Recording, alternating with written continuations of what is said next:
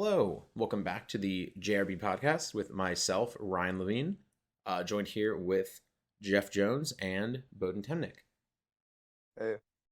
Hello. Yeah, so today we're going to go over the new sets, Wild Survivors and Maze of Memories. I think we're going to start with Maze of Memories because that's just, pretty small as far as new cards go, and then we're going to go into Wild Survivors. So I've noticed, I've been looking at the analytics. I noticed that whenever we ask a question about stuff at the last 5 minutes of the video, people have already stopped watching. So I will say, if you make it far enough to have an opinion on what I'm about to say, let us know which of these archetypes you're most excited to see in the future. But we're going to be going over the new Labyrinth Wall Gate Guardians, the new dinosaur support, that's the retrain of the old Vanillas and Wild Survivors, the Hungry Burger Rituals, and then the new ones that were just revealed in Japan yesterday, Vanquish Soul.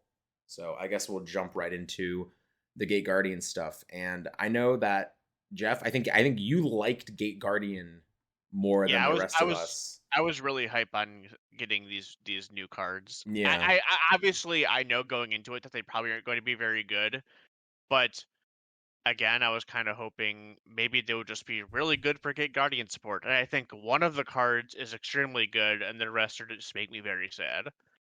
Yeah. I definitely think that when I read through all of them, I was really underwhelmed, and it wasn't until people started pointing out the cards you can use, and some of the synergies that I was like, okay, this is maybe a little bit more competent. I think this is about the same level, or honestly, maybe even a little bit below the Face Knight cards, the Face Card Knights from King's Court, honestly. If Below? only because I don't know about that. I just think that Joker's Straight and Joker's Knight are just so much better than these cards. But I agree, obviously the problem is, I think the problem with both of these decks is there aren't enough cards to make a full deck necessarily, right? I think that's the issue of just they both feel like they're really missing something.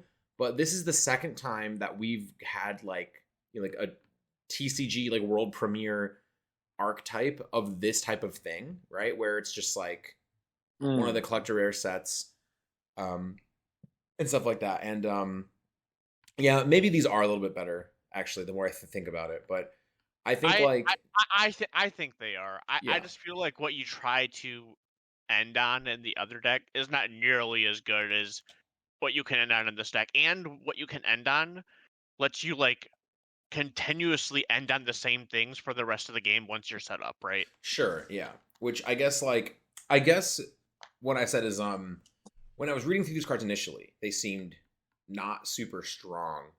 When I looked at the King's Court cards, something like Joker's Straight and Joker's Knight and Joker's Wild, I believe, is the trap card. Just the three that add themselves back to your hand every turn. I was like, wow, that's actually really, really strong. Obviously, if the game doesn't go long enough for you to make use of that, then it's not the greatest. I think those kinds of cards were actually pretty good when the meta was slower decks like Tri Brigade and Sky Striker and stuff like that, and now it's obviously now that would never happen. You just die. I think so. It's really hard to make a deck like that tries to outgrind the opponent when the grind game right now is more or less your zones are getting locked, or Labyrinth will just have 97 trap cards and it doesn't matter. But these, I think the first time that you guys mentioned these, Bowden just read the big one and was like, it's just ABC Dragon Buster, but worse. Yeah. And it's just it's crazy that the ABC pieces are better than all the Gate Guardian pieces, and the fusion monster you get to make is infinitely better. It's and easier to get out, honestly. Yeah. I think it's also wilder. It literally could have just been an ABC Buster Dragon reskin, and it would have been marginally better, but still, not ridiculous. Because obviously ABC now is just not good at all. So. Yes. Yeah. So I guess the first thing I want to talk about. So you said there was one card you think is good. I think we agree on which of the cards is the best card, and that's the Gate Guardian of Wind and Water. So just as like a quick explanation of how these cards work. So the Gate Guardians, they retrained Gate Guardian as a fusion monster, as like an ABC Dragon Buster-esque fusion monster, where you can banish Sangha, Kazugen, and Suijin from your hand, field, or is it hand? I know it's field or graveyard. Yeah, hand, field, or graveyard. Well, that's only for the boss monster. Yeah, only for the big one. Then the double ones all require you to banish cards you control. Yeah, so then they have the little ones that only need 2, and they have every combination. They have the Thunder and Wind, which is Sangha and Kazugen. They have Wind and Water, which is Kazugen and Suijin, and they have the Water and Thunder, which is Suijin and Sangha of the Thunder. So if you can get two different names on the field, you will always have one to fuse into. And that's sort of a reference to how they functioned in the show, which like how they translated in the actual card game is just they were 3 separate cards, and then Gate Guardian said if you have all 3, you contribute them all and summon Gate Guardian. And I don't think the cards as they originally were printed in 2002, really captured how they worked in the show, which in the show, how they were explained to, Yugi and Joey is they were 3 monsters that could combine to make a new monster. So it's only logical that you can just combine 2 pieces. And actually they did specifically, they destroyed Suijin in the anime. So the Gate Guardian of Thunder and Wind was actually in the show. It was just Sangha and Kazugen. The other 2 they just made originally for the game, which I think makes sense. But yeah, Wind and Water, its effect is once per chain, you can negate a spell or trap, and you can use that effect twice per turn. And that is a reference to, again, in the anime, they were treated as separate, as separate cards while still combined. And they could use all of their effects individually. So because you still have 2 Gate Guardian pieces left, you can use the effect twice. And then there's Water and Thunder also can use its effect twice. And then the Gate Guardians combined, which is all 3 pieces, can use his effect 3 times per turn. Which is why Thunder and Wind is really disappointing. All right, sorry. Just had a fire truck. I live across the street from a fire station, so we just had to pause that and let it do its thing. Anyway, so Gate Guardian of Thunder and Wind, it can add a spell or trap that mentions Sangha, Kazugen, and Suijin, but you can only use that effect once per turn. And I feel like it wouldn't have been out of the question to make that effect twice per turn like all the other ones. No, if you read all the support cards, they have like these cards are to fine, and searching 2 of them would have been whatever. Yeah, it would have just made it a good card, but it wouldn't have made it like so.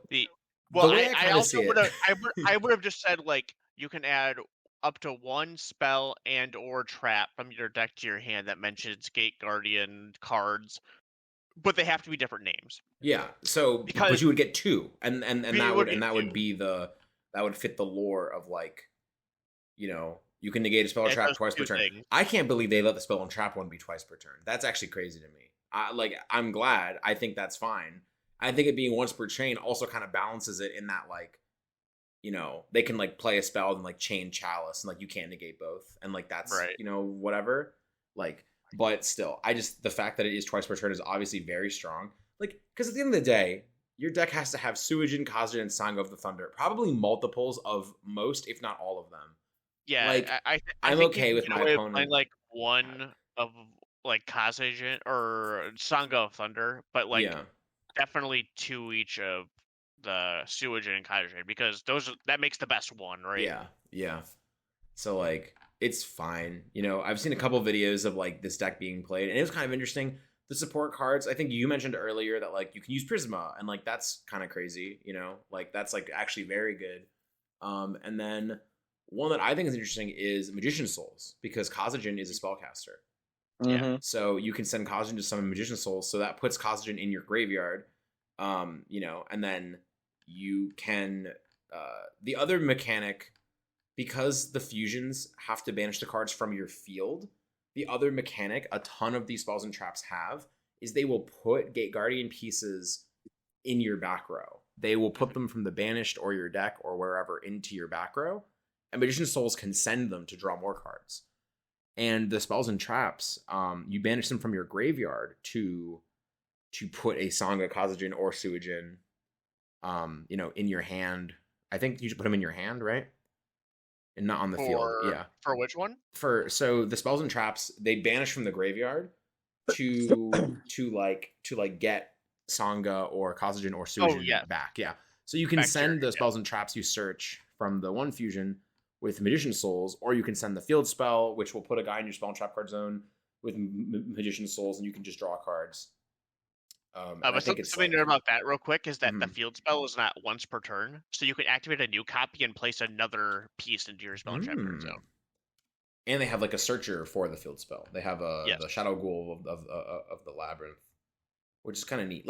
So altogether, it's like I feel like they function sort of well. I just think it gets back to the point of just like, is the payoff worth having Sangha of the Thunder, Kazajin, and Suijin in your deck?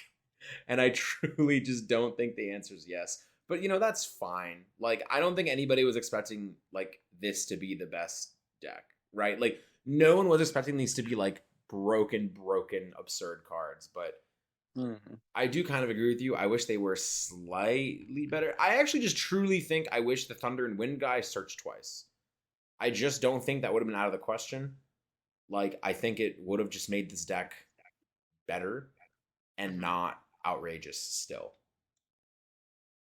I think that, and I think that the boss monster could have just been slightly better as well. Again, we compare it to ABC Dragon Buster, it's a card that's infinite years old. Yeah. It has way better cards supporting it. And I think Gate Guardian is probably, I would say, one of the most iconic cards in all of Yu-Gi-Oh! And it had one of the craziest episodes on the TV show. And I just think that because of that, they could have just went a little harder on some of these cards, especially the boss monster, just because it's so well renowned, I feel like. Yeah. And Bowden, I know you hate casuals and everything, but what do you think about this? No, card? I like Gate Guardian. What? It's do you have any opinion on these cards? Gate Guardian was the card that I wanted growing up. You saw the Secret Rare one and you thought, wow, that's so cool. It was just the highest attack, and it just it was so ridiculous to even fathom summoning it. But obviously, as a kid, you don't know any better. Yeah. I agree. It is disappointing that they didn't make it. Not ridiculously powerful, but I think where it's at now is probably just so average, all of the other legacy support we've gotten, where it's good but not good enough to play in current Yu-Gi-Oh, and that's disappointing. But I still think the biggest offender of what you're talking about with the legacy support, I think the most underwhelmed I've ever been for legacy support was the Rise of the Duelist to Gaia cards. And that might have also just been because Rise of the Duelist was a crazy set. That set had crazy good cards in it. And then the Gaia support was just so mediocre. Well, it's I think a lot of the legacy stuff we've seen in the last couple of years, whether it be the Blue Eyes, the Dark Magician, whatever, not counting the 2016. I feel a lot of the 2016 Dark Magician support was really, really good, right? The Shining Victories. Yeah. Same with the Blue Eyes. It was the Dark Illusion Shining right? Victories. Yeah. Yeah. Obviously, Blue Eyes won Worlds. That was good. That deck was just good. Yeah. No, I mean, the support now is it's always good, but it's missing something. You have Piercing the Darkness. You have your Magician Salvation, whatever. It's always more niche, sort of hyper casual card with maybe a good effect. And I think this is fine for the people that want to play Gate Guardian, go for it. But it, I don't know, it's just underwhelming. And it's how I felt about the Joker Knight stuff when you were sitting there this deck has to be good. Yeah. Just building and it's oh, it makes us old, huh? Oh, cool, so does Infernoble at the time. I guess, yeah. No. Then they got more support for the Face Knight, for the Face Card Knights. That was worse. It was not even That was not really, even really, close. really bad. Yeah, it was really bad.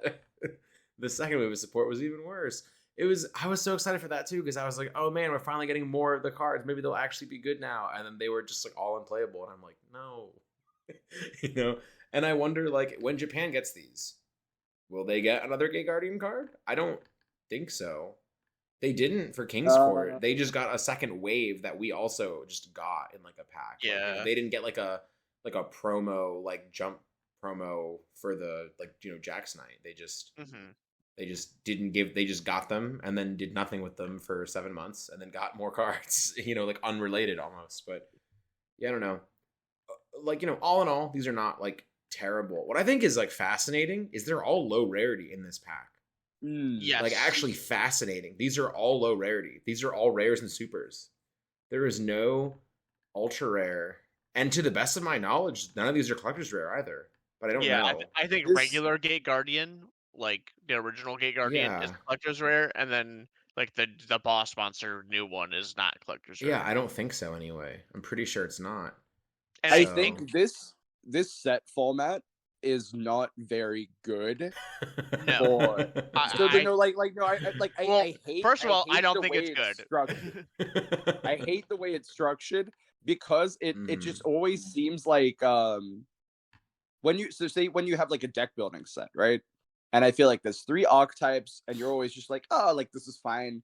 Obviously, it's never like crazy EV to open, but when the archetypes are good, it's usually just like a fine set to open, and you have like good rares, and you sort of balance it out, right?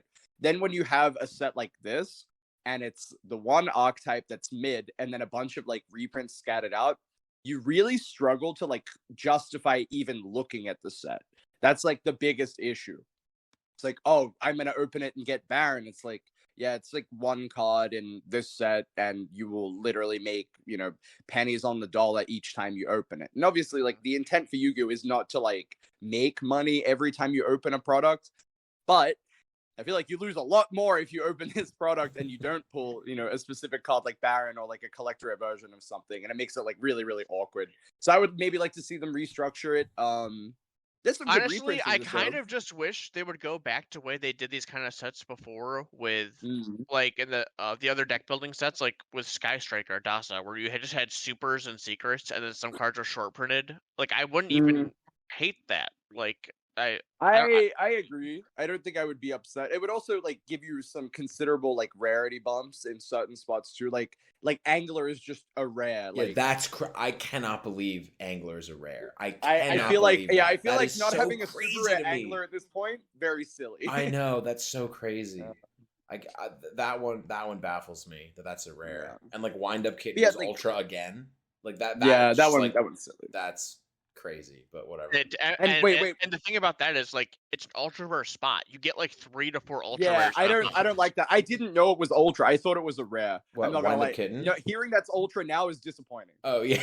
Yeah, I'm pretty sure it is. Actually upsetting. I'll check real quick. I'll check. No, it 100% is an ultra rare. Yes. Yeah. I know that some of the collector's rares are not what we thought they were originally, or like what people were saying they were. Yeah, no Psybeast and no it's not Psybeast, right? I remember originally people were saying it was, but maybe it isn't. I got a message. So no Psybeast and no Wind Up Kitten collector. Okay, so I don't know why people were saying it. What, I don't know. That actually happened. I don't know. It was on a bunch of the product things, like not relevant official product things. But like, a bunch of I mean, this, YouTube thing had this collector. That's what I mean. It's just like a bunch of people were circulating stuff on Twitter with like the graphics from stores that were like collector's rare, like Psybeast, Wind Up Kitten, and it's like I don't know how that thing even starts when that's just not true. So the collector's rares are Excel Synchro Stardust, which I think that's a very good one. That is a very good one. Yeah. Then Avramax. That's a good one too. Very good one. Baron. Very good also. Okay, so far so good. Original Gate Guardian. So. I mean, that's fine. Like, I think that's cool. Yeah. The BLS new Ritual Monster. Sure. I don't know really what it does, but like a BLS card is. It's not good. It's real bad. Sure. That's cool. That's whatever. Guardian Chimera. Very good one as well. Okay, they're pretty good so far. Teardrop the Rika Queen. Sure, whatever. It's funny. I don't think that's even a boss monster, mind you. Like it is, but it isn't. It is, but it isn't. Yes. A new Utopia monster. Sure, got to match the other collector's rare Utopia cards. Yep. I guess that's fine. Whatever. Firewall, Dark Fluid Dragon, Neo Tempest, Tier Hertz. That is the craziest name ever. Yeah. Dual Academy, the field spell. I like that one. Yeah. Anyways. Solemn Judgment. Very good one also. And then the last two are Photon Orbitable, awful, and then Spellbook of Fate. And not even Spellbook of Judgment, super random. Wait, is Spellbook of Judgment in this pack? No. Mm-hmm. What? No, it's not. No. What? That's crazy. Really? Yeah, it's not. I'm looking at the list. Yeah, that's crazy. Spellbook of Fate. So Spellbook of Fate is a card that did need a reprint because it had not been reprinted at all, I don't believe. But it already has an ulti. I don't think it needed a collector's rare, but whatever. Like no. Like we're gonna throw back to like old ultimate rares will most likely get people banned in a tournament, right? Well, that one's not even that old, I don't think. But maybe it is. No, Ryan. When we say it's not even that old, Ryan, that card is 11 years old. Oh my god! Wait. Oh my god! Abyss Rising came out in 2012.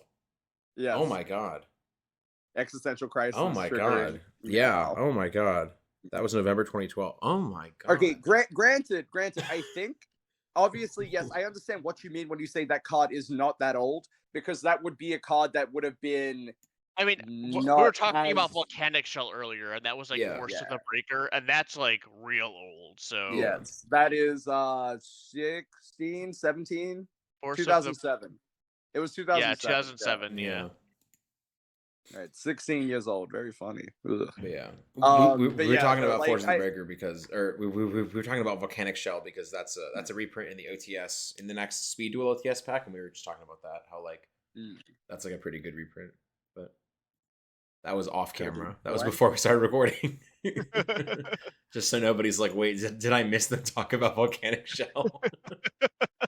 No. Anyways, yeah. So I mean, think that kind of sums up the Gate Guardian. Yeah, card, I think that. Sorry, I'm just flipping. I'm flipping through a list of Maze of Memories, and they're labeled like world premieres or like OCG imports. And then I just am scrolling down, and it has Ancient Fairy Dragon listed as an OCG import, and I just had to sigh deeply. That's just like. I guess technically got an errata, but I don't think that's what I would classify that as, but oh well. I'm super surprised that like Ancient Fairy Dragon wasn't like an ultra rare. Oh yeah, or a collector's rare, actually. Well, so far what we've only had Stardust Dragon as a collector. We've only had Stardust as a collector's rare, yeah. But we have had the other ones as Ghost, Starlight Res, right? Like yeah. And also, we haven't had Power Tool yet, which might be a thing. We haven't had Power Tool. So we've had Blackwing Dragon, Stardust Dragon, and Black Rose Dragon as Starlight so far. And before anybody gets technical in the comments, before anybody actually is, yes, I know Power Tool Dragon is technically not a Signer Dragon. Technically, it is Lifestream Dragon that is the Signer Dragon. But I would be very upset if they made Lifestream Dragon Starlight Rare instead of Power Tool. Wait, didn't they release like the OCG? They did, and it had Power Tool in the artwork instead of Lifestream Dragon. Okay, yes, good. I'm aware. Okay, I'm aware. Right. I'm just saying. Anyways, the next structure deck in Japan is a Red Dragon Archfiend structure deck, which is super random. But I don't think it would be out of the question to get a Red Dragon Archfiend Starlight Rare with the core set that coincides with that structure deck. At this point, after having the Blackwing Dragon, right? Like I think anything is possible. Yeah. Like that card was not expected. I did not think it was like worth a Starlight Rare spot at all. Yeah. Like it's significantly less iconic than the other ones that we've had. So yeah. I think they could go like I mean, if they're not going to give Ancient Fairy a Starlight Rare, I think they could not give Red Dragon a Starlight Rare and maybe give like Hot Red a Starlight Rare, because that card's like actually pretty good. Or like Scarlight, you mean, right? Or sure. Yeah, I think hot red is not very good. I don't think. Maybe I'm wrong. Well, what if Wait, what if we look at the set, like the new battles coming out, right? Huh? Like we could just have more of those cards printed as the 25th anniversary. I just want to. I don't know. I just want to understand why Ryan thinks that Hot Red Dragon Archfiend is not a good card. Just the level. What do you wait? It's just the manga promo that like destroys attack mode monsters. No, Hot Red Dragon Archfiend Abyss. Abyss. Oh no, that card's fine. Yeah. I thought you meant like the manga promo. Oh that, was played a little bit like when it came out, and I was like, I think that card's very bad actually by like modern standards. Okay, yeah, I was like, oh, I don't know why I'm just getting so upset about Hot Red Dragon Archfiend. Like, this is crazy. Anyway, yes, it could also be something like Scarlet, which I don't even think is like a terrible card. Yeah, I mean that card's already Ghost Rare also, so it doesn't really need. Yes, well, they love doing shit like that. They love doing that. Similar don't they? vein though is they could just jam Red Dragon as the Starlight in Cyberstorm Maxis or something dumb. Obviously, it probably won't be. Well, they could just jam all these as 25th anniversary.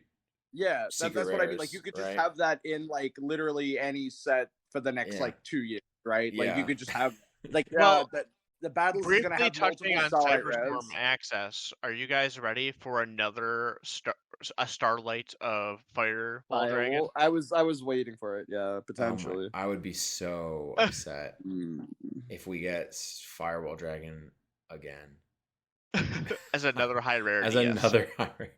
I would be so upset. The only way I would accept it is if they made it like the red angry one.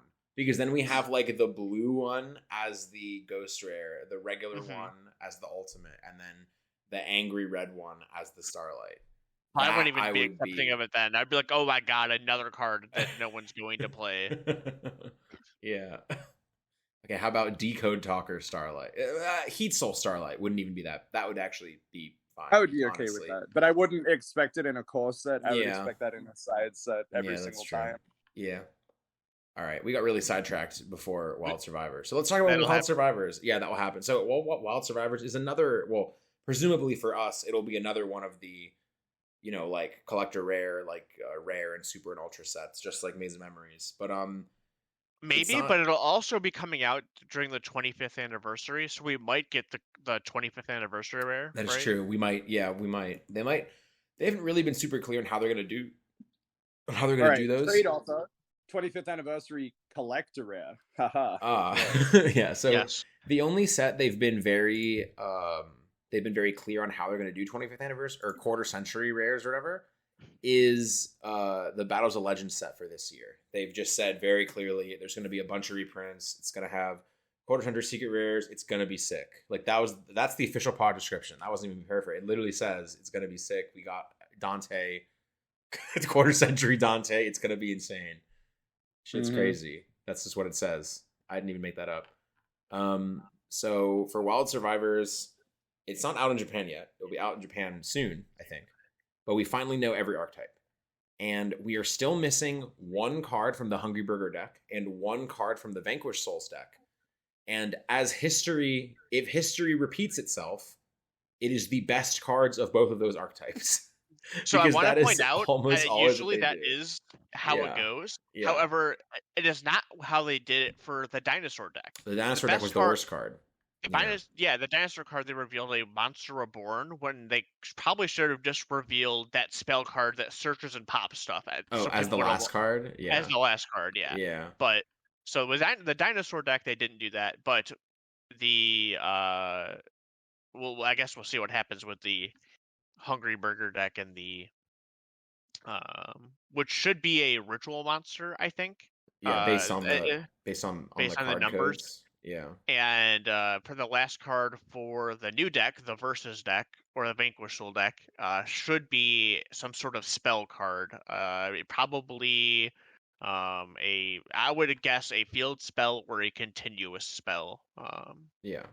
I think it actually has to be hang on, I'm gonna check something. It does not. I already checked this earlier. On previous sets, the most of how they put things in the set and previous sets. There's been no pattern. Really? Okay, yes. Interesting. That's crazy. Yeah. I would have thought there would have been. I would have thought that they would have always had like normal, then something, then quick play. That's interesting. I looked at the Drytron set, and the Drytron set had like the field spell, normal spell, and then in the same set had the live twins, and it had like the quick play spell, normal spell, field spell. Interesting. And I was like, oh, okay, well, that I guess this has no. Yeah, there just is no pattern for what type of spell, but it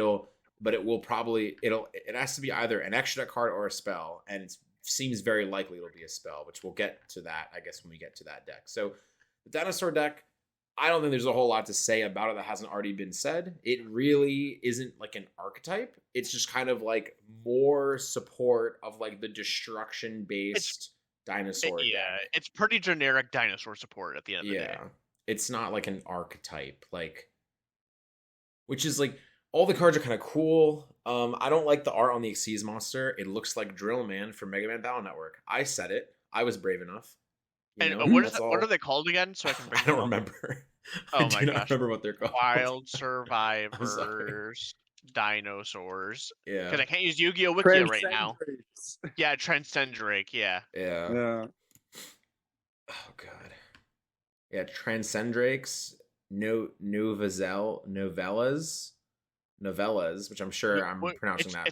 It's like a French word. I'm sure. Yeah, I was gonna say I'm sure this is a French word that I. Telenovela. Yeah. I gotta get my stories. Yeah. Yeah, I'm sure it'll like. I don't know, a lot of French words, and then Vanquish Soul, which is stylized on the Japanese cards as just saying VS, and then it has like the katakana for the word Vanquish Soul on top. And I think that's supposed to be a nod to like they're stylized after like fighting game characters. I think is the idea. It's supposed to look like Guilty Gear or something like that, maybe. And then I don't know if you actually looked into that or saw anything at all, but one of my favorite fighting games in the past is a game called Blaze Blue, and I played a shit ton of it. Yeah. And there's a comparison to Blaze Blue characters that are like pretty spot on for some of these characters from the Versus archetype, which is kind of funny. Which I think is the point, right? I mean, like, yeah, like that's probably where they got, like, that's what these are like derived from. And then I think like we'll get to these when we get to this archetype, I guess, because I think it's pretty cool. It's kind of interesting. But can I also just point out that it also annoys me if that's the case, because the other two archetypes are related to normal monsters of Yu-Gi-Oh's past, and this third one is seemingly not. It's just not. Yeah. Yeah, that's true. Whatever. They keep doing this with things where they like have like, here, we're gonna go with this kind of theme, except one of these things are not going to be like the others. And then same with the Gate Guardian card is like, you have twice per turn and thrice per turn, but this one is only once. And I just wish that my ADHD OCD brain goes, these should all have the same kind of theme. Yeah, I agree. But um, so the dinosaurs, I'm gonna get like, I don't think this is a secret. I've definitely said this before on other streams that we've done and other videos I've made about, whatever, but goddamn, I hate playing the dinosaur deck. I do not like it. I do.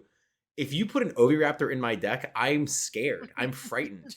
I don't want to, like, I've never played, well, I'm not never played, but like I've tried to not play it as often as possible. I just hate those cards. And maybe it stems from the fact that like when I was doing like the World's Points thing, Dino was like a really popular, like, not like it was not the best deck, and it wasn't. It was like an offbeat deck. That was it was like it was like a rogue deck, but like rogue is being a little bit too mean. Probably it was like a tier 2 deck, and obviously when I played, it was a deck you would always like. You would never consider to be a real deck, but you could lose to it. every Yes. single time. Yes. Every time I played against it, I just thought to myself, I am going to lose, and like the only way I would win is my opponent would make a mistake, like as is tradition in Yu-Gi-Oh. But this one just felt way more out of my control in the new format and in the format you were playing. Also sometimes when playing against a deck, if you just like didn't open up very well, and there's like summon 3 monsters with ultimate conductor, attack, you take 3,000 damage, attack over your guys, attack for game, and then you're like, okay, cool. Yes. And then Denlong combo or whatever. Yeah. It was just like I played like 20 regionals with that pendulum deck. And in those like 20 regionals in that format, I probably played against Dinosaur like 25 times. You know, like I definitely played at least one every regional, at least one every single time. And I definitely won against most of them, but they were just like probably, you know, like 3 or 4 times when I just lost to Dinosaur in the exact situation that you described, where it was just like they go first, they go Oviraptor Lost World, and then just randomly giving me the token makes a card I have not work, you know, or something. And then I'm just like, yep, yep, yeah, and then they just kill you, and you're like, yeah, you know, that'll do it. And it's just like, it's just a deck that has come and gone so many different times and never really changed, that it's just like, I'm not looking forward to this deck potentially coming back again, just because I've played against it a million times and I just am tired of it. Like I just am tired of like my opponent plays a card, I ash their Miscellaneousaurus, they get mad and pass, or they go Lost World Oviraptor and I die instantly. And like there doesn't really seem to be any in between, you know, like most of the time there doesn't seem to be an in between. I'm just not looking forward to this deck getting more support. Because every time I've lost to that deck, it's because I've went first and they're like, here's like, then they go like Kaiju, then like Field Spell Oviraptor, attack for game. It's never been like they make a crazy board turn 1. It's always like, I'm going second, they open up all these board breakers and kill me. But I am like the opposite of you in the way that I really like the dinosaur cards growing up. Like when I'm talking about like 5, 6, 7, 8 years old, Sure. I really wanted to be a paleontologist. As and is everyone, yes, I love dinosaurs so much. The first movie I ever saw was Jurassic Park in theaters. I mean, in theaters it was the Jurassic Park when I was like 5 years old or something like that.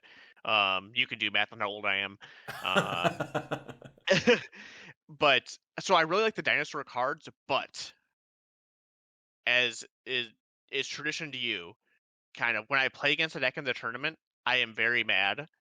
And also, every person I've ever played against who plays dinosaurs in tournament has been really unpleasant to play against. I was about to say the same thing. I want to say Ryan Yu is the only dinosaur opponent I've played against that I was just like, he's a very pleasant individual.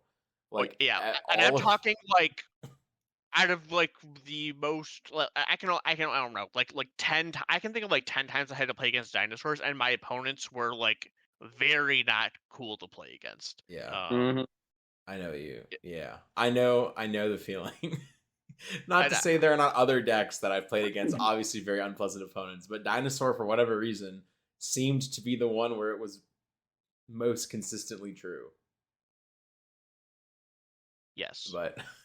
So yes, I'm not looking forward to the reappearance of Dinosaur, especially just because I don't think these cards really change the way that plays that much.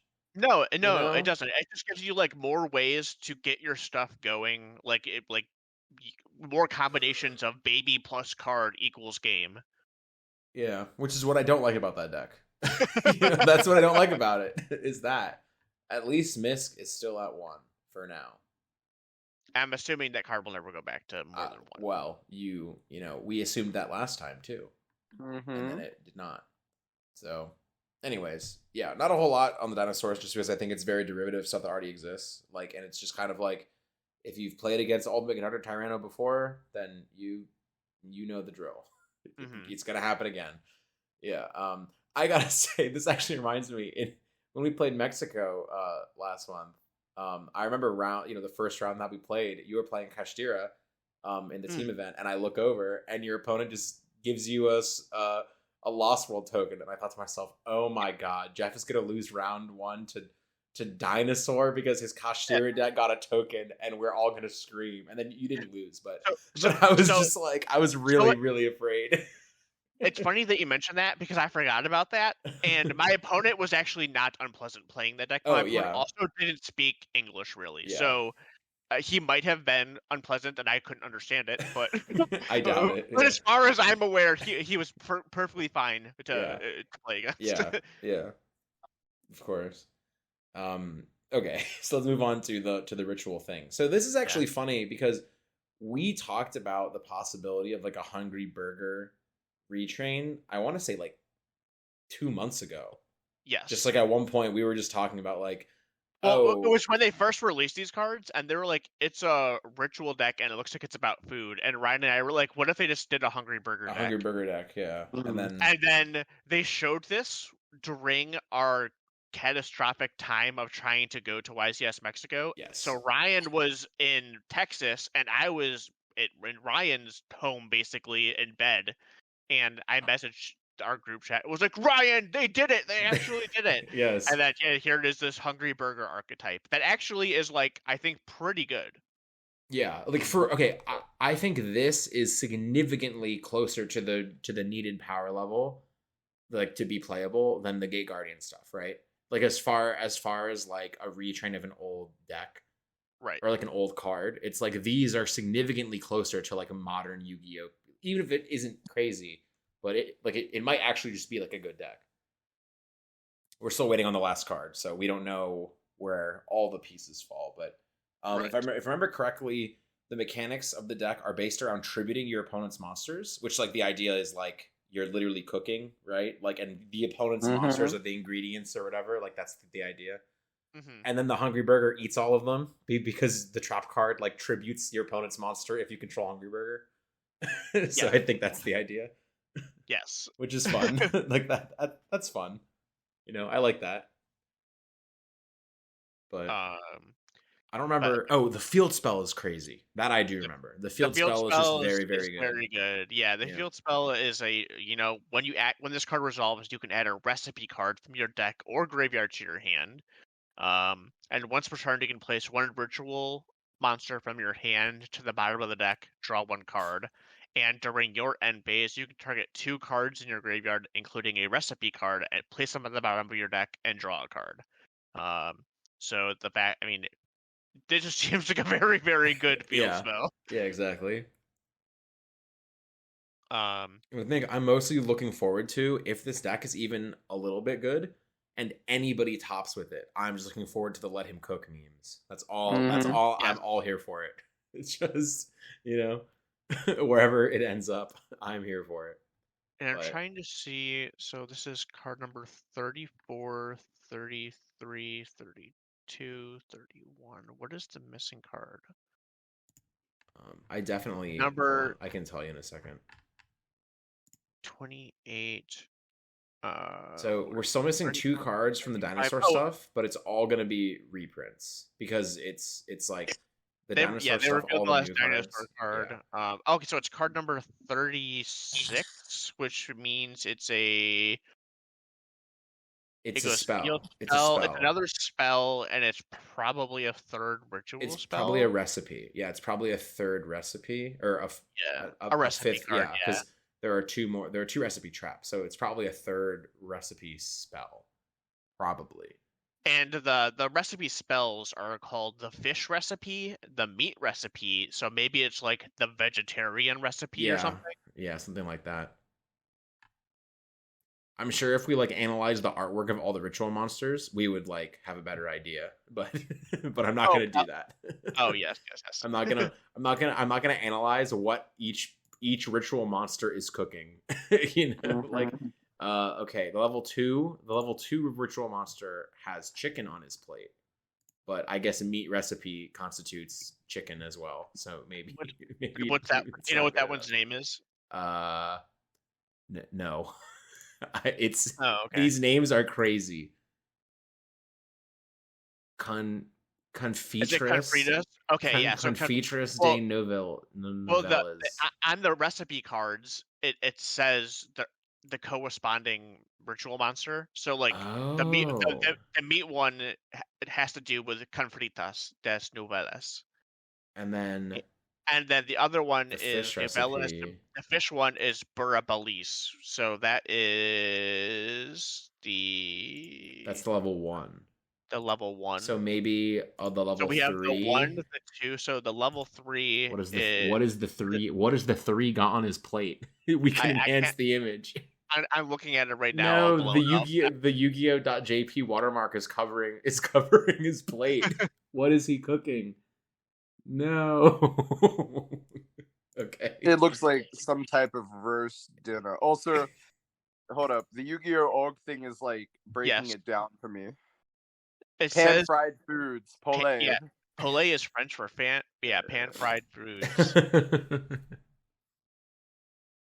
That's insane. Okay. Yes. The fried recipe. Foie gras. I don't know, man. All right. But yeah, okay. I So think this let's guy's move kind of on cool. to But yeah. But now those have all been out for a while. So those have been in like the public discourse for like, a few weeks. Mm-hmm. The Vanquish Souls were revealed yesterday.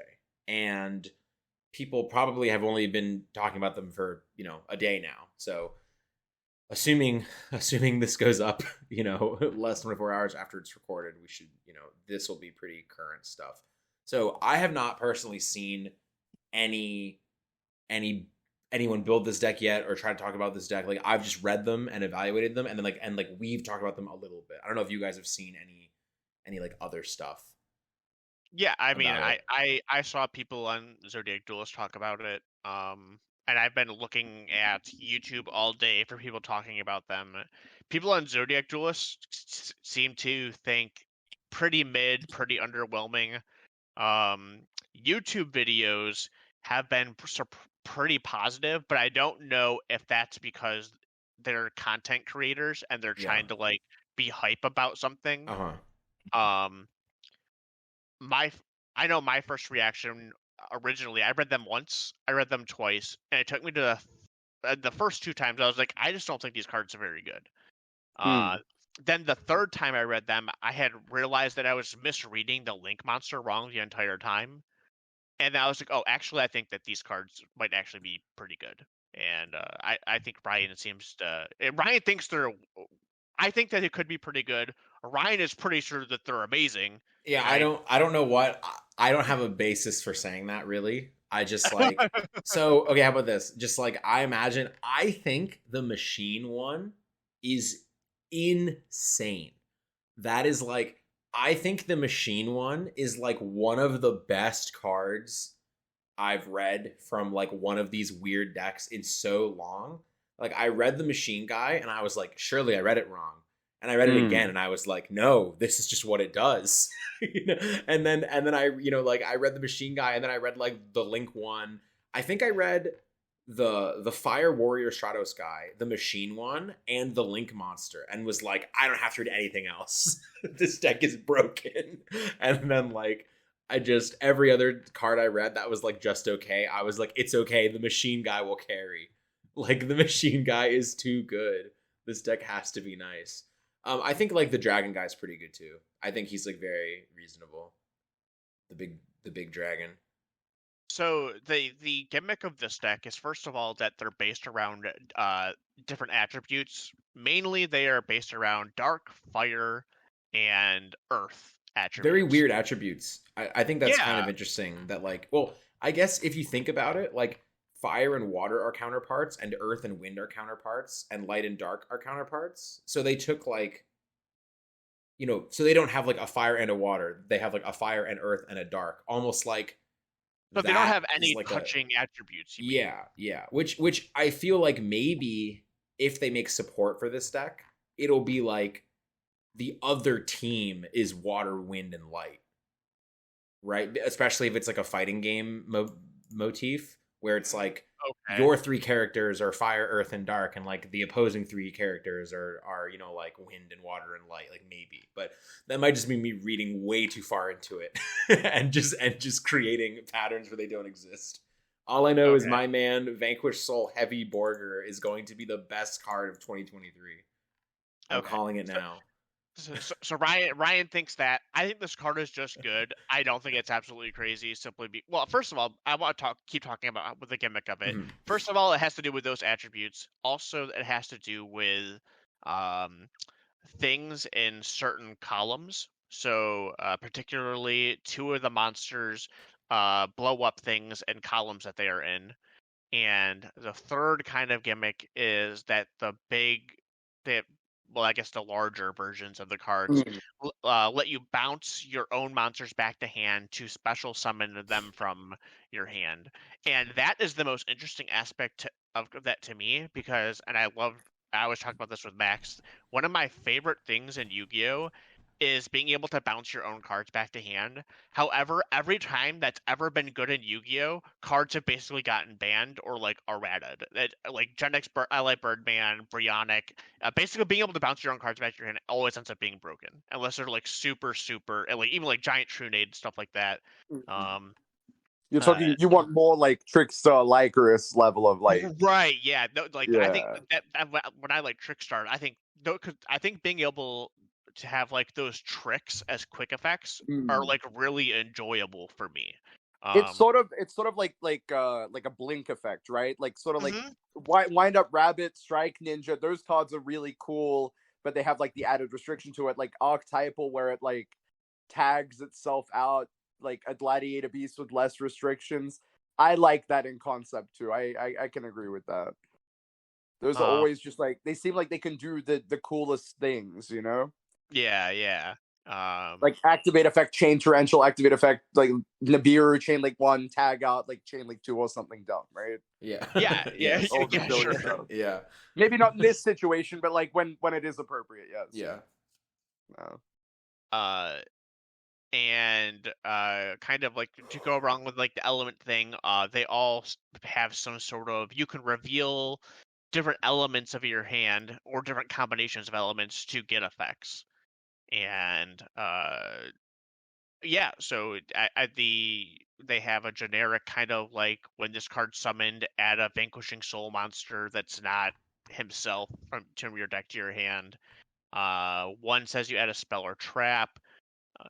One lets you destroy spell and traps in the same column as it. One lets you just the fire one, which is the Rhoda, which is like the best one. Also has like a destruction effect, which I don't know. I wish it was kind of spread out more, where it like it has this good Rhoda effect. It also has the good destroy effect. So it destroys monsters in the same column. And then the dark one that Ryan really likes, which is the Dark Machine, allows. These are all have like they're all like quick effects. So he says you can reveal a dark monster from hand to draw one card, a quick effect. So you can do it during your turn and your opponent's turn, and that is very secretly, good. I think Ryan only likes that card because it also inflicts 1,500 points of damage to your opponent. Yeah, don't tell anyone though. That's his real intention. I cannot believe that one's harder to activate than the draw. That's so funny to me. You reveal one dark to draw a card. Revealing a dark monster from your hand might be the easiest cost of all of Yu-Gi-Oh! Yes. I feel like there's been a dark monster in my hand for like 11 years. But maybe I'm reading too far into it. And then its second effect, reveal an earth and a fire to burn for 1,500. And I'm just like, what? But I also just get annoyed that like when good decks get burn effects, it's so freaking annoying in high level competitive. So this one, I think is less. I honestly think this one, has a lot of potential to not just be a cheese burn win in time card. I actually think there's a real chance you will just kill your opponent with this very frequently. Well, yes, because you can just deal 3,000 with it basically. If you have it set up. Yeah, which is insane. Like if you can connect with like one battle phase and then just you go, okay, bounce your guy, summon this guy, reveal 15, your draw phase, reveal 15, game. Like that actually is just real. It's only main phase, but yes. No, the second effect is not. Only the summon effect is main phase only. The reveal effects are whatever you want. Yeah. So that's the main Think about phase. it. I think the main phase, like tag out summon effects, are main phase only, specifically to specifically to avoid the Lycoris battle phase things where like Candina was 90,000 Oh, damage. absolutely, yeah. Like that was so Yes, stupid. we play around Nibiru, etc. as well. Like, Well, it's also fun. like you could be like heavy Borger attack, bounce it back to hand, attack with Kaiser Varus, then bounce back Kaiser Varus, attack with heavy Borger again, and that's game. That's exactly 1,000. So, It's very good they didn't let you do it in the battle phase, or else you would Mhm. just kill your opponent every time. But that would be like, I think it's like kind of interesting if you really think about like what these mechanics are. If it's like revealing in your hand is maybe supposed to be like spending like meter, and like you've accumulated an earth and a fire, so you have like meter to like burn them 1500. It's like that's like the extension of your combo, and like you're just doing the last bit of chip damage or something. Like I think that's kind of fun to think about, but So I was thinking of it more as in the team fighting games where you tag out into other people. Yeah, that's what I think the trap is supposed to be, right? The big like team attack trap card where the art is just like all three of them like hitting you. Yeah, I think that's supposed to, well, I think also that could be like in like Marvel vs. Capcom 3, you can like use everyone's ultimate once, and they all come out and use their ultimate or their super attack. But yeah, I think that's kind of where they're going with it. And then of course, we didn't talk about their boss monster, Vanquish Soul, Kaiser Varus. We did. Heavy Borger is their boss monster. Weren't you listening? Draw a card. Let's you reveal an Earth monster to make him unaffected by your opponent's activated effects this turn. He's 3,000 attack. I think low key that is the better of the two effects. It is. I actually think that is the better of the effects. Him surviving all your opponent's card effects for the entire turn to live another turn is very, very, very good. Yeah. And then you can reveal an Earth Fighter on Dark to destroy one other card in the field, non-targeting, and that is obviously good. But yeah, just having like a 3,000 attack unaffected monster is pretty strong in my opinion. You didn't talk about the Spell Searcher yet, actually. And then the Spell Searcher. Yeah. Well, I mentioned that they have one. Oh yeah, you did. Never mind. Yeah. But, and I think her reveal effects are actually the weakest ones. The second effect is actually pretty fine. Actually, the second effect is fine. I think the Panthera I think that's just the zombie guy's the worst one. For sure. That one just makes no sense. The zombie one I don't understand at all. The zombie one is just really bad. And it's funny because like we're talking about like the video game Blaze Blue, and one of the characters is kind of just like this amorphous blob kind of guy. So, and that's what this ghost one is. He's just some sort of blob card. It's very, very strange. Vanquish Soul Pluton HG. It's a fire zombie, and it just does nothing. It's a 0/0, and its reveal effects give it attack or defense. If you look at the artwork for the quick play, it's just the blob like all blobby to the floor. No, because he's like dead. It's continue, and you pay 500 life points to reborn a guy. Yeah, so I know, but like it's like you're putting a quarter in the machine. Smushed up. Yeah, because you lost, and it has the spotlight. No, I literally like a game over screen. He's all smushed. Like it's very cool. I actually really like the flavor of this deck. Look, I can get behind it. Yeah, I really like the flavor of this deck. That you're like you're paying 500 life points, like you're putting in another quarter. And then you're summoning a Vanquish Soul from your graveyard. I do think that's very cool. I like that defaulted to quarter for 500 life point payment. But yeah, I mean, I think that's pretty. I think it's funny that the other spell is like a Book of Moon, which right now in the TCG would be super relevant, but I don't think it. I find it really hard to believe that by the time these cards all come out, like Kashtira will still be legal. Like that seems really. Yeah. I question that every time. Like when does this set come out? Hold on. It is before Nats apparently. Oh, it's June 1st or June 2nd. Yeah. Wow. This is probably going to be legal. Yeah. I don't think we know when the WCQs are yet, but no. Yeah. But it's going to be after June, most likely. I think it's very unlikely it's going to be after, or I think it's very like they've always been in June. So yeah, this is unless this gets delayed. Well, no, they've been in July like for a good Well, sure, right. They've always been after that. I mean, yeah, like June is absolutely early enough for the WCQs for sure. So maybe this. I'm gonna put it this way. I remember one time playing my WCQ in June, and then 2 weeks later there was the YCS in America, and then like 2 weeks after that there was the WCQ for you guys. I was just confused. Yes. Yep. Yeah. Okay, so back to Vanquishing Souls. I think the Link Monster. I think talk about the Link Monster. Yes, the Link Monster. Yes, which takes one Vanquishing Soul monster, and it has an effect that says your opponent can only attack monsters you control with the highest attack. And during the main phase quick effect, this is what I did not realize. I didn't realize that this was a quick effect you could use on both players' turn. I just thought it was a once per turn on your turn. Sprite Elf. Everything got to be quick effect now, I guess. Special summon one Vanquish Soul monster from your hand, or add a Vanquish Soul monster from your graveyard to your hand. So this kind of lets you continuously drop these guys from your hand on your opponent's turn to try and like pop their cards, or add them back to hand so you can reveal them to pay their costs. And speaking of their cost, we were talking about how we find it very funny that we need to reveal Fire, Earth, and Dark, because Fire and Earth in Japan, two of the most popular cards are Ash Blossom and Maxi, which are Fire and Earth. And then you have Dark, which is just the best attribute in Yu-Gi-Oh! Period. Yeah. You can reveal things like DD Crow or the Bestial monsters, and the two monsters, which are two of the best monsters in this deck, are both dark monsters. Ironically enough, the Spell Searcher and the guy who lets you draw cards. It's just very silly, I think.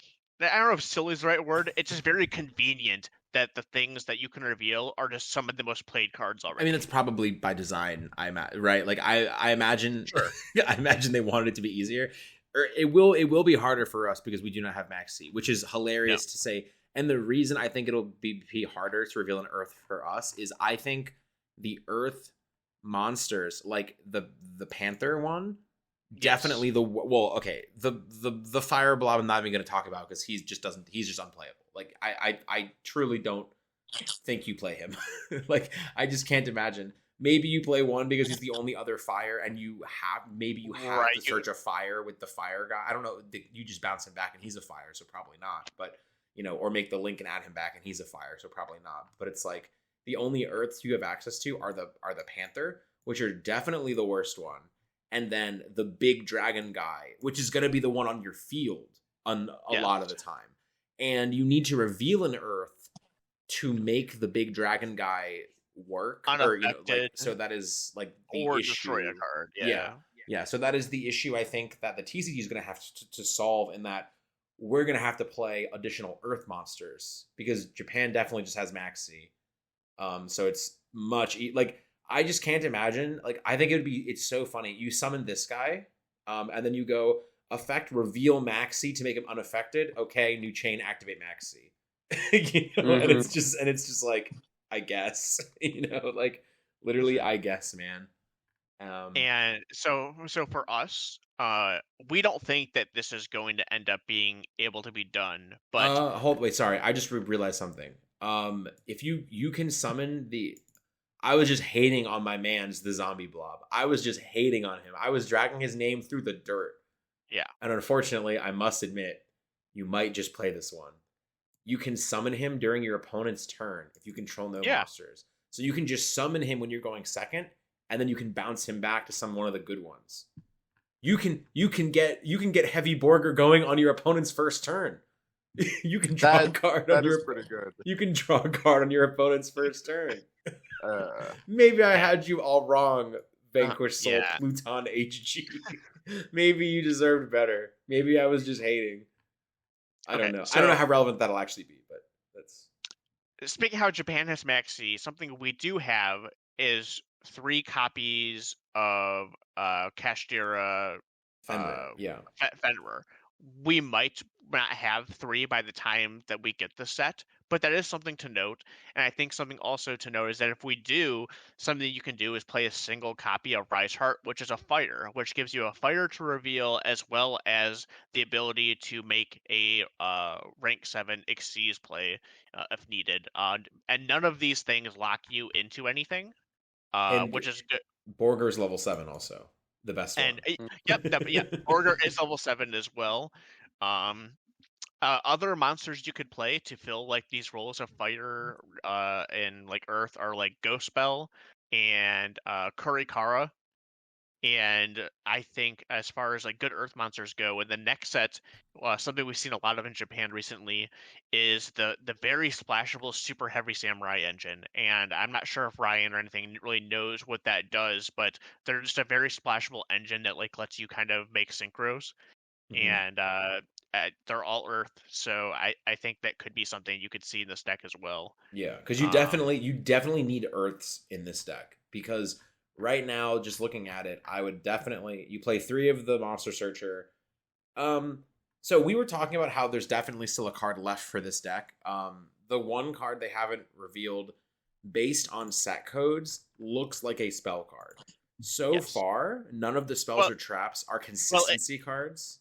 Yeah. So if the last card that hasn't been revealed is some sort of consistency card, then you for sure play 3 of the Dark Spell Searcher, Dr. Madlove. That's a very like Blaze Blue fighting game character name. Also, I will stand by that. The Punk engine perhaps might actually. Yeah, that's also, especially because you need Earths. Yeah, that like you can like play E-Tele for Zayaman, and then Zayaman can search Ogre Dance. And then Ogre Dance can get you to Zayaman if you need another Earth monster, or you can just have the Ogre Dance, which is a Dark.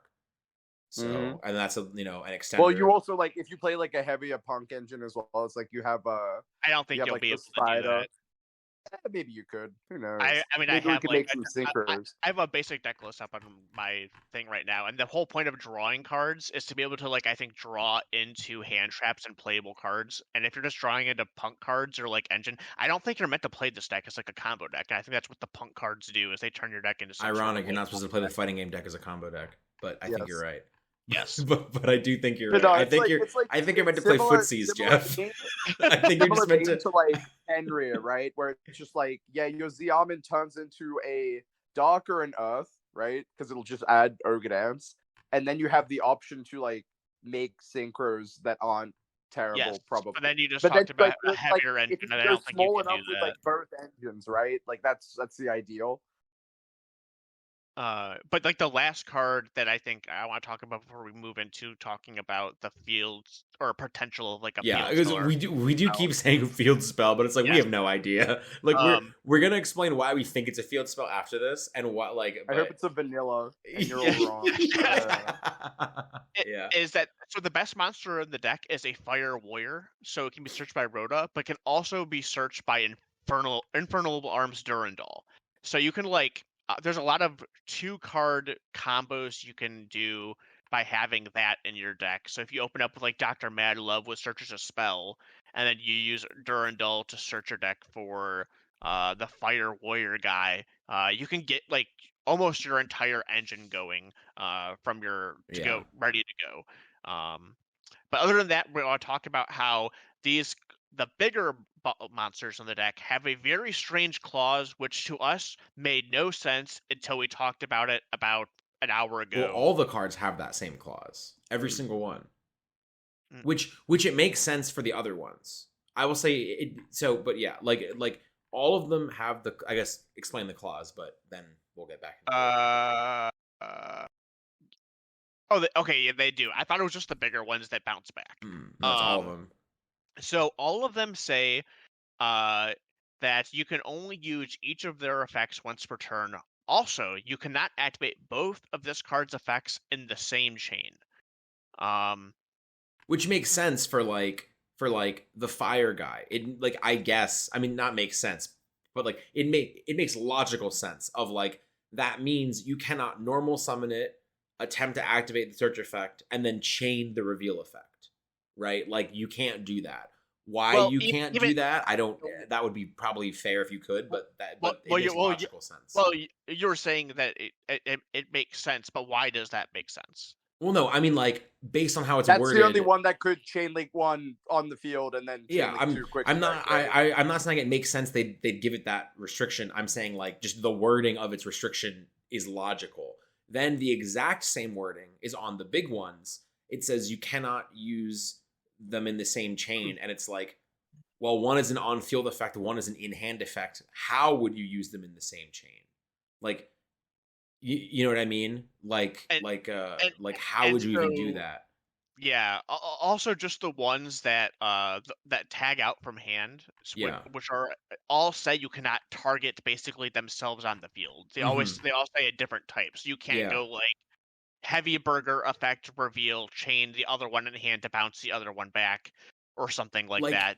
That's not legal for multiple reasons, not just because you can't use both effects of Heavy Borger in the same chain. It's that Heavy Borger cannot bounce another copy of Heavy Borger anyway because of the first restriction. So it seems the restrictions seemed really redundant, right, on a lot of these cards of just like, I'm sure it will come up randomly where like maybe you go, like Heavy Borger on the field effect reveal a dark, and then you wanted to chain the one in your hand to bounce a different Vanquish Soul to your hand, but you can't. That situation seems so niche. I don't know why they would. That restriction would be there. I just feel like these restrictions are normally put in so certain interactions cannot happen that are like unfair or create like infinite loops or something. Yes, which is why we're going to talk about our theorized final card, what we think it might do. So Jeff's explanation was incredibly simple. He said it's probably some sort of orchestrated Babel type card, which the orchestrated Babel or Babel, whatever, that is a field spell that says all of your Orcus effects become quick effects. So not to say that is exactly what it would do for these cards, because these cards are already quick effects, but like it would be some sort of like alteration of when you're allowed to use them, maybe. Or so like changes how basically a field spell or a continuous spell that changes how all the versus effects work. Yes. Which the only thing I could think of for that would be something like the field spell would say something like, when this is activated, search, because obviously it has to. Like, that's how field spells work now. If your field spell doesn't search when you activate it, it's even a field spell.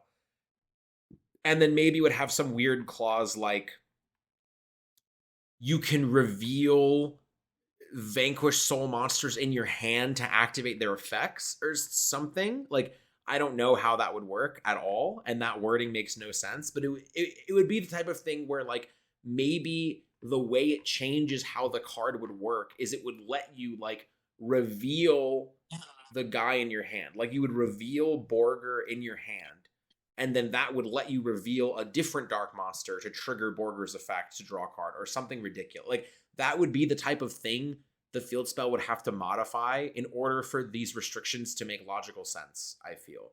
Because otherwise I'm not sure why they would be worded this way. Unless the field spell facilitates some, or I keep saying field spell because it's just easier, but like unless, continuous spell field, it could be just another link monster, honestly. It could be anything. Like unless whatever the next card could is. Actually be another link monster, but the reason why we don't think it is because their first link monster says it can never be used as a link material. Yeah, not even just turn summon, never be used as a link material. Yeah. So it would lead me to believe that the card that comes after it is definitely not a link monster. It would have to be some sort of spell. Unless it's like a link one that points up, maybe. That's the only other one, right? Is like sure. Okay. Yeah.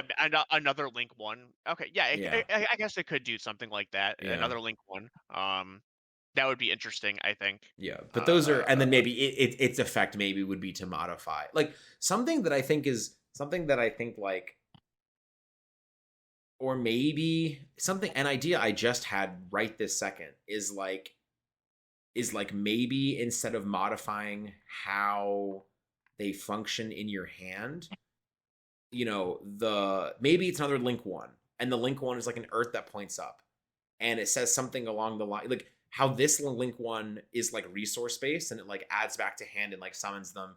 The next card could be something like, you can treat Vanquish Souls on your field as if they are in your hand for revealing or something. Like you can count attributes on your field also. Or you can use one attribute on your field as if it were revealed in your hand. Probably not just all of them. So it would that be would like be very good. what? And by If it very could good, I mean if like you could good for what is like. It would be good when you're splashing it with other engines. Yes. Like you know, like the mm-hmm. the whole like punk thing, right? Where it's like, oh, we can't play this as a combo deck, but it's like, no, we'll have like all the colors of the rainbow on the field, and then we get to pick one of them. You know, Yeah. like extra deck utility. Haha, that's where I get my fire one from. You know, who knows? Yeah. So let's say there a link monster or a spell card Mhm. says when revealing for Vanquish Soul monsters, you can also treat monsters on your field as revealing from your Or hand. one monster. I would say probably one monster on your field. Probably not all of them. Sure. I would say that is what my headcanon of what this card would be. That So- is so my create a card. Let's say it has that effect. Uh-huh. How would that influence the once per chain clause? Because in my head, it wouldn't. Yeah, Right, you're yeah, right. yeah. It would not. It would not.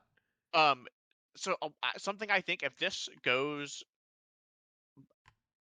for the search effect, I think the search effect could be something like once per turn when a guy goes back to your hand, you can like search like your a deck for a trigger. different attribute. That Not could just also be a thing. Yeah. Okay. I'd like That would make sense too. Yeah. Yeah, and I think I would like that more also. I think I would like it to be like you have to work for the search, but it's like a resource. Like every turn you get it, but you have to work for it. It doesn't just happen when you play the card. I think I would like that more.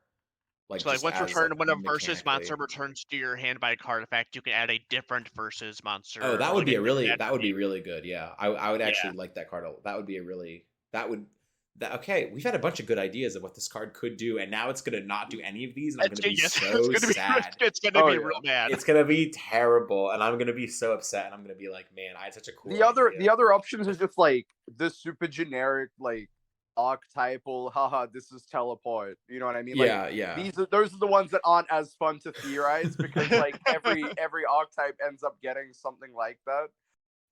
Maybe it's something to cheat out the bigger cards as well without having to commit another monster to the field. Like obviously you can't really do too much, and like it's probably just gonna be bad if it just cheats out the big guys. But that's like something else you could maybe consider. Well, the big guys kind of cheat themselves out already.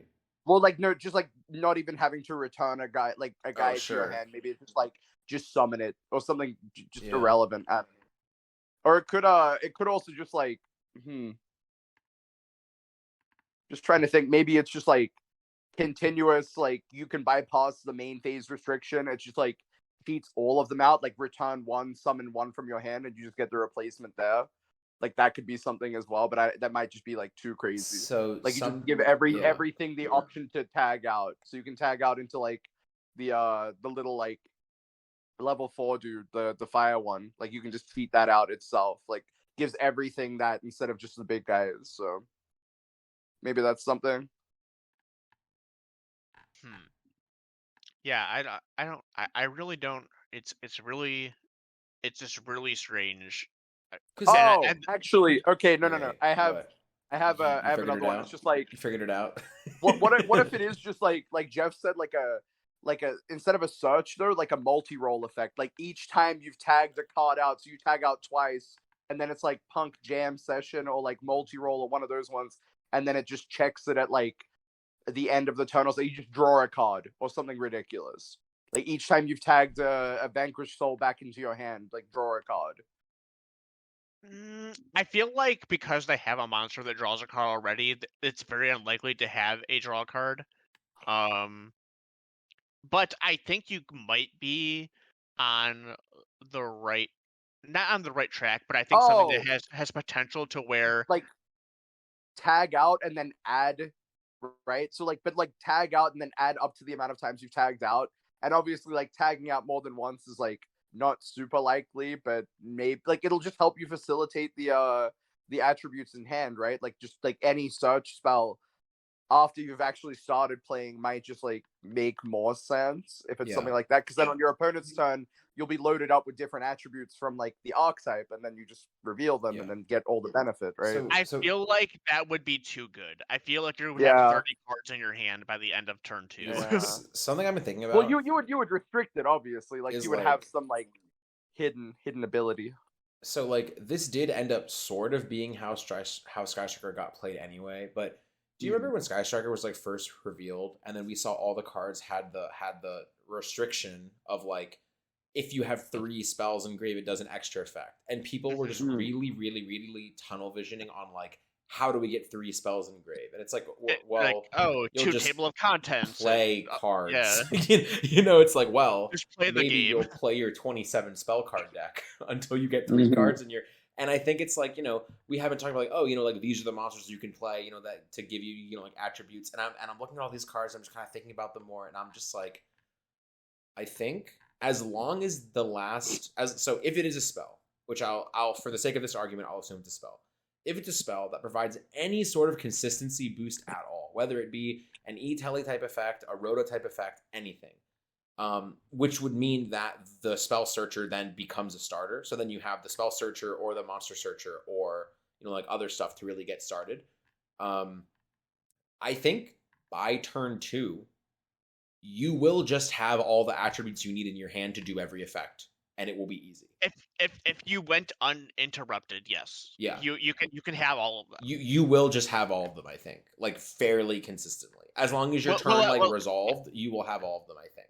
If your turn 1 resolved and your opponent's turn, they didn't do anything extra crazy and you were able to stop them, you will have all of them on turn 2. I built like a skeleton of a version in Drew hands, and that is basically how that seemed to be the case. Like, you're just like, oh, like now I can just like your guy is gonna pop a card on your turn and their turn, you know, like your turn 2 and their turn 2 and whatever, and like you're gonna bounce a guy on the field, whatever, yeah. And then your guy's gonna start burning, gonna start inflicting 1,500 to your opponent. 15 is a lot. 1,500 is a lot of damage, I gotta say, for an effect like this. Like, it really is. Yeah. And then there are the traps that we haven't talked about. There are 2 traps. The counter trap is terrible. I'm actually like, it's actually offensive how bad the counter trap is, I think. Like, actually. When your opponent targets the card you control, negate it. Okay, whatever. And then you inflict damage to opponent equal to the attack. The other trap seems funny, though. The other trap, so I don't like the other trap that much because it negates the effects of the guys you summon. So, like, okay. I guess the point of it is, like, yes, if you resolve it, you are bouncing every card in 3 columns to your opponent's hand. Obviously, that is a very strong effect. However, you're committing all of your guys to the field. They're all negated. And then they return to your hand during the end phase, which is what you want. But they might just die. But I think that is some flavor of, like, you use your team attack, you burn all your meter. And if you were wrong and they block it, you get whiff punished, right? Sure. Like, that's the point, I think. And I guess when I think about it that way, I'm like, it's fine. Well, also, I think it's kind of like, it's the card you're probably activating last in a turn. You're going to use, like, your pop effects, your, like, other, like, quick effects and stuff like that, and then whatever hand traps you have, because I'm going to assume this deck is going to play a good amount of hand traps. Yeah, probably. And Ash then Bell, maybe. And then as the last ditch effort, if your opponent pushes through that, you're like, okay, bounce all your stuff. And then if they get past that, then you probably lost anyway. Yeah. Well, then you're going to hit him with the counter trap. Yeah. That also burns them, right? I'm pretty sure. Yeah, it does also burn them. I actually think maybe the counter trap will just be funny. Like, you just set it up where you go like, Borger, burn for 15. Okay, burn for 15 on your turn, set the counter trap. They might just die. like they actually might just die if they trigger it, like, very easily, but I doubt it. Drawing 2 is almost certainly better than doing 3,000 damage to your opponent. Yeah. But we'll see. I don't know. All in all, I do like this deck a lot. I'm a fan. I like the flavor. I like the mechanics. I would like to know what the last card does. Because obviously it'll be easier to fully evaluate this deck. Like, so, like, all of this, I think the cards as presented, if there was not an additional card, this is definitely not the best deck. This is definitely just like but it's like a playable deck, I think. more so than some other ones that I've been very, like this would be like probably like a tier 2 deck probably. And then I'm operating under the assumption that the last card is going to be, if not the best card in the archetype. If there's a card better than Heavy Borger, then we're in trouble. I gotta say, I just, but I'm kind of operating under the assumption that the last revealed card is a good card, is like a card this deck plays, right? Because I think about it, like the last card revealed for Adventure was Enchantress. Think about that, like I truly just think that I'm probably elevating it in my mind because I'm evaluating this and I was like, this deck's like a 7 out of 10. But if the last card is really good, then it will be a very good deck. And I'm just assuming it'll be a good card without any actual basis. And so this set comes out on March 18th for Japan. Oh, that's it's in 2 weeks. So it's in 2 weeks. So I'm going to assume that by the end of this week, we will probably know both of the last cards. Or maybe they'll release like one this week and one at the beginning of next week or something like that. Mm-hmm. Yeah. So, yeah, I think that basically covers everything. Yeah, I'm excited for this deck. This is definitely my deck that I'm most excited for from these. I will not be excited until I see the last card. Sure. Yeah. I mean, of course, the last card might just be bad, and then I just go, yeah. But this is a deck building set, which means that the set after Cybernetic Access will probably just have a support card for it anyway, right? It probably will. Yeah, and maybe it'll be a good one. I don't know. I guess I'm going to hold on to hope of if this deck isn't good, it will get another card anyway, as they always do. So, I'm think about how long it took Punk to get I think it's crazy that the best Punk cards came out in Power of the Elements and it was just too late because those decks were just too broken. Well, Power of the Elements, the Punk Field Spell, two of the best decks ever. Yeah, exactly. Yeah, but just the Punk Field Spell was so good, and it is so good. Didn't matter. It just didn't matter at all. But yeah, that's kind of all I got. I definitely just yelled a lot about the Vanquish Soul deck. I don't know if you guys have any closing thoughts. No, I mean, basically, yeah, I think that covers most of what I thought about the Vanquish Soul deck. Trying to think. Let me look at my list of cards I have here.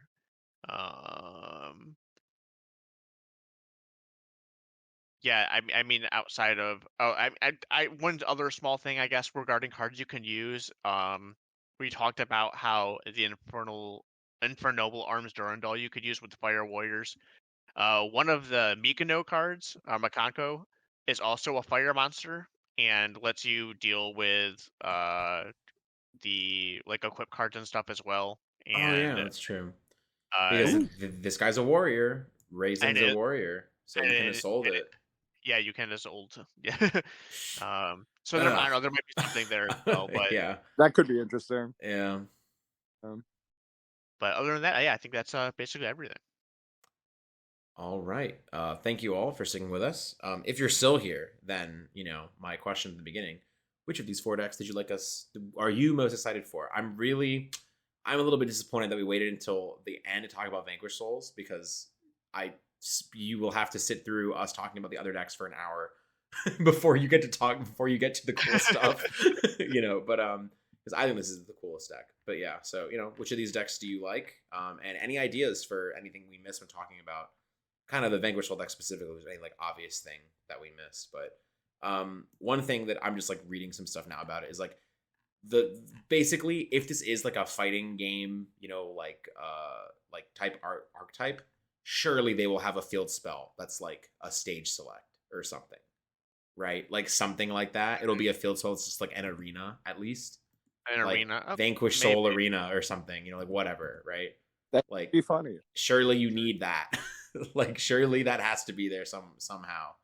But yeah.